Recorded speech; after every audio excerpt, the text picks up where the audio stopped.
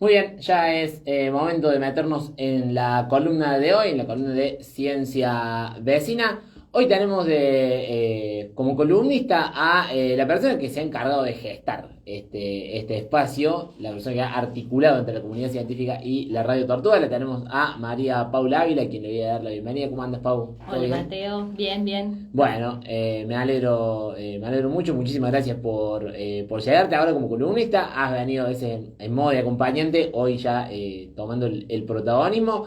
Para el que no lo sepa, Pau es doctora en Administración y Políticas Públicas y becaria postdoctoral del CONICET.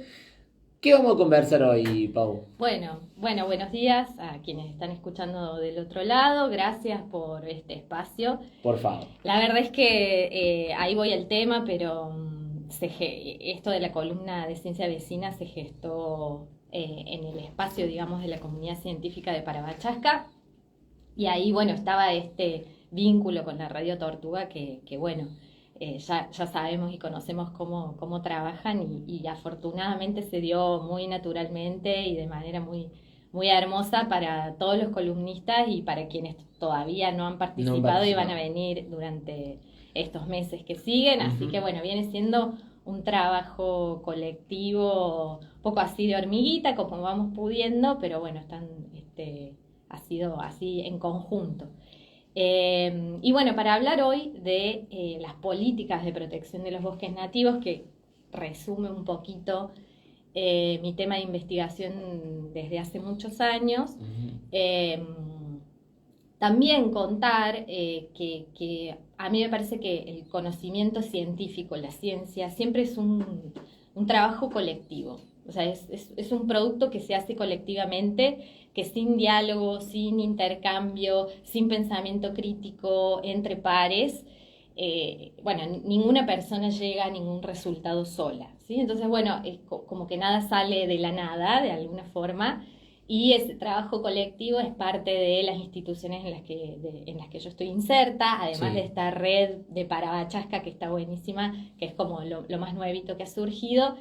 Esa beca del CONICET yo la tengo, bueno, gracias al CONICET y estoy radicada en el IDEJUS, que es un instituto de la Universidad Nacional de Córdoba, y también formo parte de un colectivo de investigación ya más como que tiene pertenencia en distintas instituciones, que se llama El Llano en Llamas, y venimos Sí. estudiando conflictos y políticas y el neoliberalismo desde distintas aristas. Entonces, bueno, lo que yo traigo viene de todas esas colaboraciones colectivas y demás, y eso me parece que está bueno ir contando también un poquito cómo se hace la ciencia, ¿no? En ese sentido, en Sí, ese aspecto. cómo va construyéndose Sí, por todo ahí el proceso. pensamos, claro, que son como mentes brillantes que están solas en un laboratorio frente a Ujú. una computadora y en realidad hay Sí, muchísima mente colectiva atrás de todo atrás. eso. Sí.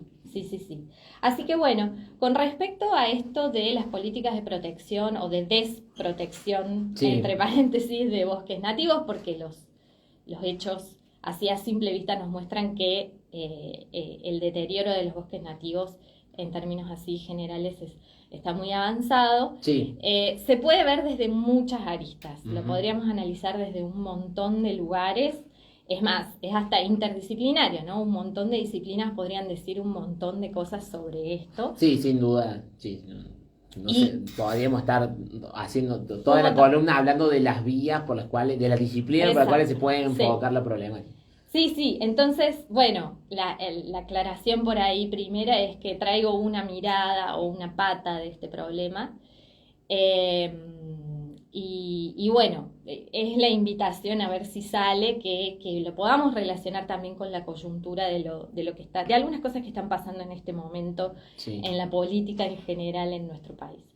Eh, entonces, bueno, me interesa a mí más la parte política, de análisis de discurso, de qué está diciendo la política ambiental de protección de los bosques nativos hoy y con eso que dice, qué efectos está provocando en la realidad y en la situación de cuidado, ¿no?, de los bosques nativos. Ujú. Bueno, bosques nativos también hablaríamos como a muy grandes rasgos. eh, y acá lo que me interesa contar es que tenemos como una forma de administración, una gestión más clásica de la política ambiental, que es esa política que algunos llaman de comando-control, que dice que el Estado se pone, digamos, en un papel de decirle a los privados qué se puede hacer y qué no se puede hacer, ¿sí? En estas zonas, por el valor de conservación de los bosques, no se pueden hacer actividades de intervención, en estas zonas sí, dispone de esas actividades, dispone de distintos instrumentos. Es como un ordenamiento territorial también. Exacto, como que el ordenamiento territorial de los bosques nativos que tienen todas las provincias de nuestro país, Sí. a raíz de un proceso nacional que comenzó entre el 2006 y el 2007 con una ley nacional y que después en cada provincia se hizo eso que vos decís que es el ordenamiento territorial. Esa es como la política clásica que traemos, si se quiere, incluso desde el siglo XX, cuando hubo esos primeros ejercicios de que el Estado tuviera una política ambiental. Es una política que dice qué se puede hacer y qué no, qué está permitido, y que tiene una forma de alguna manera de frente al delito o al daño ambiental, que es castigarlo a partir de multas o de detenciones, de identificar esos delitos ambientales. Y aparece acá como muy claro, esto por eso digo, desde el siglo pasado hasta la fecha, un principio del derecho ambiental que es el que contamina paga, ¿no? Para ya llevarlo a la cuestión del dinero, que es lo que vengo a traer hoy de alguna manera. Entonces es esta lógica de, bueno, si vos contaminaste, no importa si ese es un daño irreparable, está pautado que el Estado tenga los dispositivos para poder sancionar, multar, etcétera, exactamente. etcétera. Podemos hacer muchas críticas sobre eso, no nos vamos a meter sobre el método. En las formas, digamos, pero eso es lo que está previsto desde hace mucho tiempo, es la forma clásica. Lo que pasa si por ahí nos ponemos a ver los nuevos instrumentos de política ambiental, y esto podría aplicarse a otros ecosistemas o a otros bienes naturales, pero yo, como trabajo bosques nativos, lo veo más en los bosques nativos, es que hay nuevos instrumentos. Hay políticas nuevas que tienen muchos menos años, que si se quiere de alguna manera se consolidaron las bases de eso con la reforma constitucional en el 94, o con estas disposiciones que se empezaron a hablar en nuestro país hacia el 2000, que fue una década en donde se regularon todos los presupuestos mínimos de protección ambiental, incluida la ley 26331 de política de protección de los bosques nativos. Y allí es en donde aparecen, y después en las provincias, estos nuevos instrumentos. Pero ¿en qué consisten? ¿Por qué se diferencian? Bueno, son el conjunto de subsidios, de impuestos, de tasas, de creación de mercados, de definición de seguros por riesgo. Son nuevos instrumentos que se denominan instrumentos de mercado, es decir, que están basados o relacionados con algunos incentivos que pone el Estado, no para decirle a la actividad económica lo que no puede hacer, sino para estimularlo a que, entre comillas, proteja el medio ambiente. Entonces vas a recibir un subsidio si llevas adelante un plan de manejo, de protección o de conservación, y se presentan créditos, préstamos, las ecoetiquetas. Bueno, es un universo muy amplio de instrumentos que están muy en boga, cada vez son más protagónicos en la gestión ambiental y sobre todo en la literatura académica, que dice tenemos que ir por ese lado, porque ese es un lado de eficiencia en la política ambiental que va a estimular a que la protección ambiental sea un interés del mercado, y entonces que se lleve adelante de una manera más eficaz que como lo viene haciendo el Estado. El Estado. En sus diferentes niveles, sí, ¿no? Sí.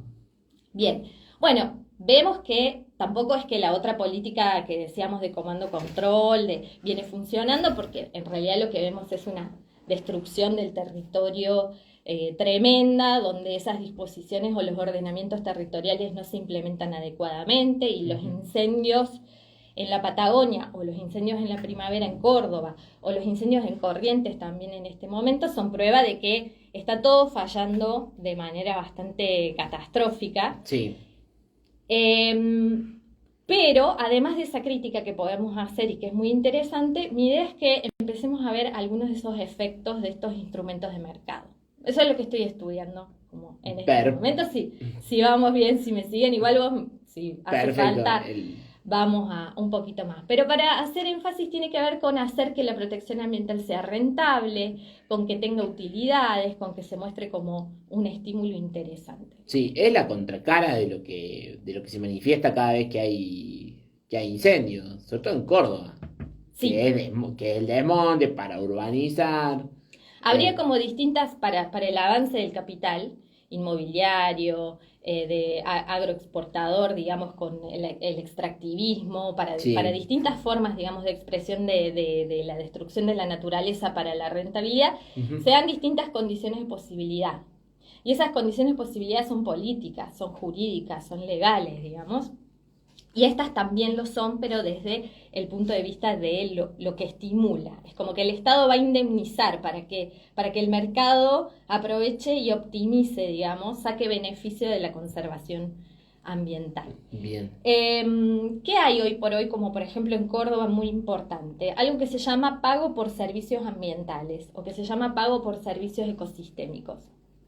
Todos los años, por ejemplo, el gobierno de la provincia alarga una convocatoria, es muy fácil, digamos, de presentarse, es un formulario en donde quien tiene algunas hectáreas de bosque nativo con alto valor de conservación y elabora un plan de conservación, de manejo, puede acceder a un pago por parte del gobierno de la provincia, ¿sí? Eso funciona a través de un mecanismo, de un fondo nacional, que es el Fondo de los Bosques Nativos para la conservación y el enriquecimiento de los bosques nativos, que es un fondo que en principio es una compensación de la nación hacia las provincias, y después las provincias lo reparten en sus territorios para compensar a los privados que no desmonten, que no degraden los bosques nativos en sus tierras, Bien, en su propiedad. en su propiedad. Entonces cualquier persona que tenga, ¿sí? O cualquier comunidad, inclusive una comunidad campesina, que tenga tierras en ese estado de conservación puede acceder a ese dinero. Bien. Y vamos a decir que bueno, porque cualquier estímulo a que eso en vez de ser talado Sí, o sí, degradado sea sostenido, sea cuidado. sea cuidado adecuadamente, bueno, lo tenemos que de alguna manera celebrar. Efectivamente sí, vamos a decir que está bueno que eso ocurra, pero vamos a ver que eso quizás al corto plazo tiene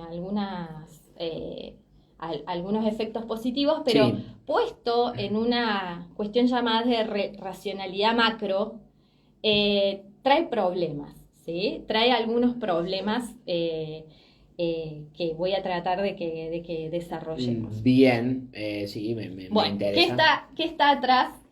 ¿Qué está atrás del pago por servicios ecosistémicos? La idea de que, y eso está muy en boga hoy, ¿sí? Cualquier persona que se dedique a los ecosistemas habla en términos de servicios ecosistémicos. Ujú. Eso se gestó a fines de los 90, principios de los 2000 en el marco de Naciones Unidas y caló en nuestro derecho ambiental también. Y lo que dice es, bueno, los ecosistemas en estados de conservación con cierta biodiversidad y cuidados y cuando se encuentran como en un estado de sustentable, proveen servicios.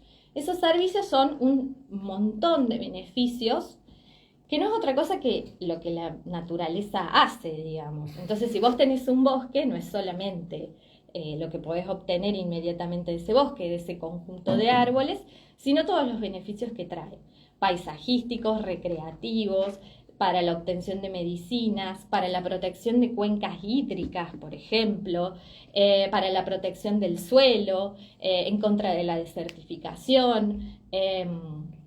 Hay un montón de beneficios, de servicios ecosistémicos que tienen particularmente los bosques, que son hoy por hoy un ecosistema muy valorado en todo el mundo. Todo el mundo. ¿No?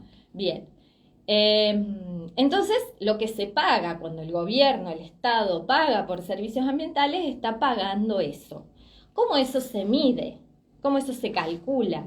¿Cómo esos beneficios que da la naturaleza asumen un precio, un valor, pasan a ser comercializados? Bueno, eso está generando como una cantidad de desafíos muy grandes. ¿Sí? ¿Cómo medimos eso? ¿Cómo lo valorizamos? Bueno, obviamente es una valorización económica, pero no está claro cómo se hace, aunque por el momento se está haciendo. Bien. ¿Sí?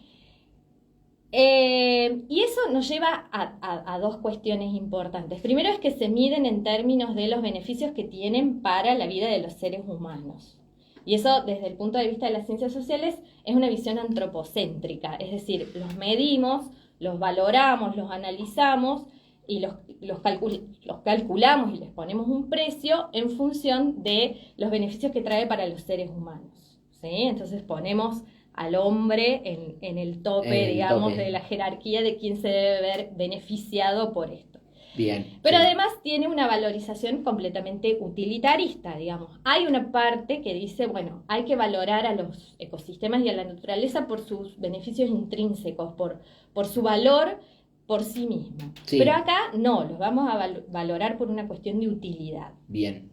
Entonces aparece la utilidad, la rentabilidad, eso que les decía con los instrumentos de mercado, sí, de la política, y la noción de los servicios ecosistémicos cuadra perfecto con el despliegue de estos instrumentos de política ambiental, ¿sí? Porque son los que realmente nos permiten decir, convirtamos a un bien común en un conjunto de mercancías que se puedan preciar, ¿sí? Y monetizar. Bueno, estoy ahí en un nivel medio conceptual. Sí, pero ahí justo esa última oración cierra perfecto lo que estás explicando respecto a los beneficios ambientales. Exacto. Que otorga el Estado. Exactamente. Hay una autora que habla en términos de economización de la política y dice que desde el neoliberalismo esta parte, o sea, hace 50 años, empiezan a imperar, empiezan a instalarse estas ideas de que todo, no solamente lo estrictamente económico, sino que todo debe regirse por un principio o un sentido común de la rentabilidad, la optimización de los costos y los beneficios, la maximización de la ganancia. Sí. Eso, de alguna manera, es como una racionalidad, un orden normativo, un orden de razón, que no nos damos cuenta, pero ha ido calando muy hondo en la política, en la relación de los hombres con la naturaleza, en la relación de los hombres, las mujeres, los seres humanos entre sí. En nuestra subjetividad, cuando pensamos que tenemos que optimizar nuestro tiempo, ser seres productivos, empresarios de nosotras mismas, ¿sí? Y llevarnos al máximo de nuestro rendimiento. Bueno, todo eso forma parte del gran combo de la economización del mundo y de la política, ¿sí? Entonces, y eso es lo que ha alcanzado de alguna manera una noción como la de servicio ecosistémico, desde mi punto de vista, capaz que algunos puedan no estar de acuerdo y así está bien. Acá estamos explayando en tu investigación. Sí, exactamente. O por lo menos les digo, esa es la pata que yo estoy viendo, esa economización, capitalización de la naturaleza, mercantilización de los bosques nativos y algo más muy importante que aparece cuando cruzamos todo esto con la gran cuestión del cambio climático, ¿sí?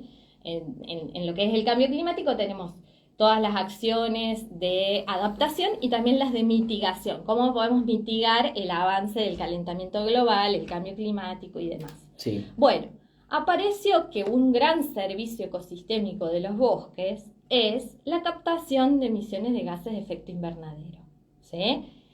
Capturan dióxido de carbono sobre todo y eso colabora a mitigar el cambio climático y el calentamiento de la Tierra. Entonces, de pronto, los bosques como ecosistemas son grandes aliados en disminuir este avance, esta crisis climática que estamos viviendo. Bien. Entonces, bueno, aparece toda esta lógica mucho más fuerte todavía, que ya no es solo pago por servicios en términos generales, sino... Bueno, veamos cómo podemos medir, por ejemplo, en toneladas de dióxido de carbono, cuánto pasa a captar un bosque al cual le evitamos su deforestación, ¿sí? O reforestamos o hacemos deforestación evitada. Eso lo convertimos en toneladas de dióxido de carbono que no salen, que son capturadas, ¿sí? Y eso es lo que vamos a mercantilizar. Ese servicio, ese beneficio de los bosques es una cosa bastante difícil y de hecho no está definido cómo monetizarlo, digamos, si bien se está empezando a financiar. Se puede llegar a cuantificar solamente la protección contra el cambio climático en una unidad que vayas a ver, desconozco. La equivalencia es esa de la tonelada Claro, de dióxido de carbono. Bueno, ¿cuánto vale? Claro, ¿Cuánto sí, vale sí, que un bosque? ¿De quién es ese beneficio? ¿De quién es esa capacidad que tiene la naturaleza de captar dióxido de carbono? Claro. ¿De quién es? ¿Del propietario de esa tierra, de la humanidad, de la provincia, de la región? Aparecen un montón de preguntas sobre cómo eso se valoriza. Sí, bueno, ahí tenés otra corriente, otra disciplina que es la filosofía, para poder analizar. Sí, pero por eso lo tenemos que ver de manera interdisciplinaria, porque si solamente lo vemos como se está definiendo a nivel internacional, estamos en un problema, porque ahí lo que juega es el capital financiero. ¿Qué se hace con estas toneladas que no se emiten? Se convierten en permisos de contaminación, porque hay un mercado internacional, varios mercados, digamos, que es el de las emisiones de carbono. Entonces se comercializan en distintas instancias créditos de contaminación, ¿sí? Que son permisos, y aparece esta cuestión ya geopolítica de que se contamina en un lugar, pero lo podemos suplir, lo podemos compensar con lo que no se contamina, lo que se protege en otra parte del mundo. Entonces podemos transformar esta captura de carbono en créditos que vamos a vender, que alguien va a comprar y que supuestamente le van a dar un equilibrio al mundo en esto de mitigar el cambio climático. El cambio climático se regula solo. Sí, digamos que son, por eso vuelvo, son mecanismos que responden a las lógicas del mercado. Y lo que estamos haciendo, si no cuestionamos o si no ponemos ahí un pero, digamos, a todo esto, es de alguna manera dejarle al mercado que se encargue de la protección de los bosques y de la naturaleza en general. Bien. ¿Sí? Y en el caso puntual de lo que viene pasando acá en Argentina, porque la ley de bosque dijimos que está del 2007, me mencionabas. La ley de bosques nacional, 26331, se sancionó a fines de 2007. Bien. En Córdoba, por ejemplo, el ordenamiento territorial de los bosques nativos se sancionó en agosto de 2010. Bien. Y ahí varía mucho. Que es como su adhesión a... Varía mucho en las provincias. En general fueron procesos súper conflictivos, con muchos actores involucrados. Y esto de los pagos por servicios ecosistémicos se está implementando de manera diferente según las características de cada provincia. ¿Y esto cuánto...? Porque para mí, al menos la pregunta que a mí la inquietud que a mí me genera es ¿cuánto tiempo, si es que existió un plazo en el cual esta ley se cumplió de forma efectiva? La ley sirvió en esto de hacer ordenamientos territoriales de alguna manera. Hay autores que lo han analizado hasta a nivel país. Sí. Logró frenar una avanzada, un desmonte que estaba completamente descontrolado. ¿Sí? O sea, antes del 2007 no había nada que le pusiera un freno, ¿sí? Y ahí también hay un montón de efectos y particularidades que podemos analizar, pero sí podemos ver que los ritmos del desmonte se amortiguaron un poco con la sanción de estas leyes. Y en las provincias también ocurrió que se pusieron límites, ¿sí? O ciertos parámetros de racionalidad de justamente lo que es un ordenamiento, que es dónde, cómo, cuándo. Eso fue lo que pasó. Ahora, esto de los instrumentos de mercado es algo incipiente, es algo emergente, digamos, porque permite la creación de mercados nacionales o subnacionales, y eso es un proyecto, por ejemplo, que hubo en Chaco hace un par de años, que ahora no se está ejecutando, pero digo, son como llamaditos de que está empezando a aparecer, que era la idea de crear un mercado de emisiones por deforestación evitada, tomando como distintas reservas de naturaleza del Chaco, de la provincia de Chaco, y esto traduciéndolo a la tecnología blockchain con un token que se denominó ecotoken. O sea, inviertan en estas emisiones. El Estado provincial va a establecer los medios, las formas, va a regular, lo va a disponer para que podamos invertir en la naturaleza del Chaco y que eso se convierta en una fuente de beneficios, de ganancias. Y acá aparece algo, yo decía mercantilización, capitalización, decía economización de la política de bosques. Esto ya nos lleva claramente a la financiarización de la protección de la naturaleza. Y el capital financiero y la lógica financiera tiene una lógica especulativa que no vemos en otros ámbitos. Entonces también es someter al bosque a esa lógica especulativa. ¿Me conviene o no me conviene hoy o en 10 minutos invertir en este bosque o lo abandono?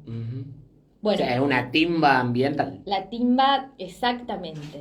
Y esto está muy en boga, es como lo más top, hablar de los créditos forestales, y tenemos que empezar a preocuparnos. El contexto es bastante problemático, porque en realidad todo va hacia este mundo tokenizado de criptomonedas, de individuos que deben maximizar sus beneficios, y o sea, este mundo economizado avanza a pasos agigantados, pero bueno, tenemos que poder, por lo menos desde las ciencias, tratar de reflexionar, de pensarlo. Aparecen cuestiones geopolíticas, esto que les decía, de que es una grandísima abstracción pensar que se puede contaminar, degradar a través de una actividad industrial o de cualquier tipo en una parte del mundo y compensarlo y resolverlo de manera mucho menos costosa en el sur global. Claro. ¿No? Increíble. Entonces, o sea, el entramado que te lleva a eso es entonces, y esa especulación pura sobre cuánto contamino acá, cuánto protejo allá. Las Naciones Unidas elaboraron todo esto en el marco de las políticas de cambio climático, un fondo verde para el clima. La Argentina demostró que hubo emisiones evitadas y accedió a un fondo millonario hace un par de años también.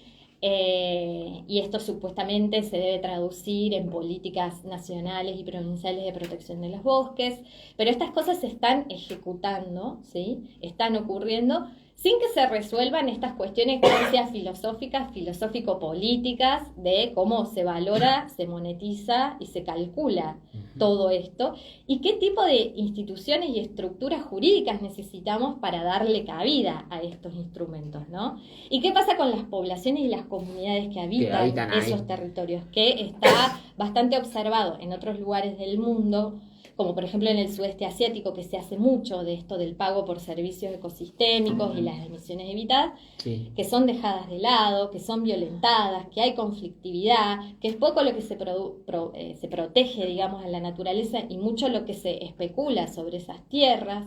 Parece una idea que es la del acaparamiento verde. Toda una lógica que, disfrazada de motivos, de objetivos ambientales, termina generando negocios para quienes ya sabemos que están enriquecidos en este planeta y que ven a la crisis climática como una oportunidad. Sí, porque el capitalismo siempre ha hecho eso, de ver a la crisis como una oportunidad. Es una máxima capitalista. Y la crisis climática también lo está haciendo en este momento, por ejemplo, con el intercambio en el mercado de emisiones de carbono. Bien. Todo esto está como muy simplificado y dicho así como rapidito, pero no suena, digamos, porque estamos viendo este mundo. Pero es también la presentación de un panorama. Sí, es un panorama. Este panorama donde ya no es tanto lo que decía al principio, el que contamina paga, sino que el que no contamina cobra, ¿no? Bueno, este mundo de la ganancia y la economización. Son falsas soluciones si las analizamos, porque en realidad el modelo productivo en nuestro país, en las provincias, a nivel internacional, no se ve trastocado, no se ve problematizado, cuestionado. Estos ritmos productivos, especulativos que vivimos hoy no paran, ¿sí? Y es eso, esa matriz, esa forma de relacionarnos con la naturaleza desde la producción y desde el capitalismo, que es lo que de alguna manera deberíamos alterar o repensar de alguna manera en lugar de lo que yo creo que es nocivo o improductivo, que es sacar ganancia de las políticas de protección ambiental. Así que, bueno, eso es más o menos un poco como lo que otras personas en este país, en distintos lugares, están empezando y estamos empezando a analizar sobre este tipo de políticas que aparecen en otras cuestiones ambientales y obviamente en otras esferas que no son la ambiental, digamos. Entonces, bueno, como última reflexión, ya vimos hace unos días un escándalo, una estafa basada, digamos, en las criptomonedas, en estos intercambios, en donde 7 personas se enriquecen enormemente a costa de las inversiones mal fundadas de un montón de personas. Y bueno, estamos viendo que esto es problemático, ¿sí? Esto es problemático. Este mundo de la cripto, este mundo de Sí, este nuevo Ponzi sería. Sí, y esto de llevar la economía, la regla de lo mercantil y la maximización de los beneficios a todas las esferas de nuestra vida es algo tremendo para nuestra subjetividad, para nuestra naturaleza, para todo lo que nos rodea, y es ahí, me parece, donde tenemos que reflexionar. Bueno, Pau, impecable, la verdad. Saludamos a Laura Valemarca, que sale, comenta por el video de Instagram, crossover de columnas. Ahí va, destacando, sí. destacando la intervención tuya. Nada, me quedo con la reflexión esa de que, al modo comparativo de lo último que decís, de la especulación y el potencial enriquecimiento de un par de empresarios, o pongámosle el título que nosotros creamos conveniente, a costa de, nada, de medir un poco cuál es el potencial, la potencial ganancia o el potencial rendimiento de un determinado ambiente. Me parece demasiado loco. Es muy loco. Es muy loco y confuso, y es confuso a propósito. Entonces, bueno, todo eso está pasando mientras tanto, mientras se queman los bosques. Sí. La complejidad es grande. Claro, es como hay demasiadas aristas para atacar. Es casi un shock, se podría decir, porque son muchas cuestiones, y imagino que en tu lugar debe ser muy... Bueno, vos ahora ya te enfocaste en una, pero al momento de sentarte y hacer el panorama general debe haber sido muy difícil tomar una y decir, ¿por dónde empiezo? Sí.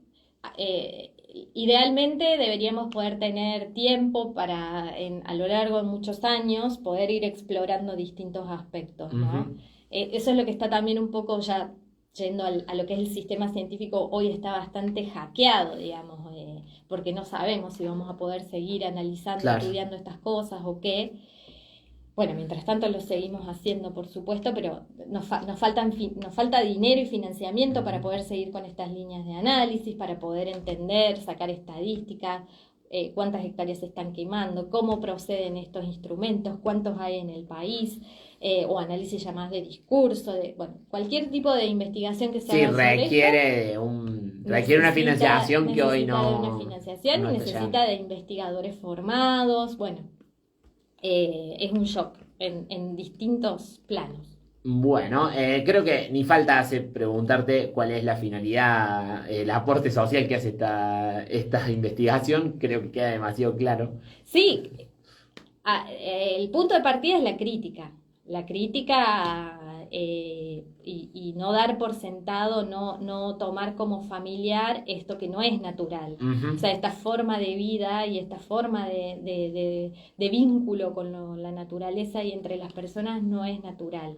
Esa desfamiliarización y esa crítica y esa construcción colectiva de distintas reflexiones es como la primera apuesta de cómo debe llevarse adelante el conocimiento.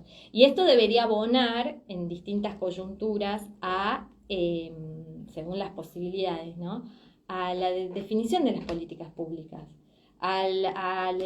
Y no solo eso, sino también a la formación de los colectivos, de las organizaciones socioambientales que luchan y defienden el territorio. Debería poder llegar a las comunidades y a las políticas públicas, por empezar, para que podamos ser un poco más creativos y más consistentes y más efectivos en las respuestas que le queremos dar a los problemas actuales. Pero sí, es para cambiar las cosas. Muy bien. Bueno, Pau, impecable, la verdad que interesantísima la columna, impecable, la verdad que me costó ahí meter un poco de bocado porque son muchos datos para procesar y es un tema en el que lo voy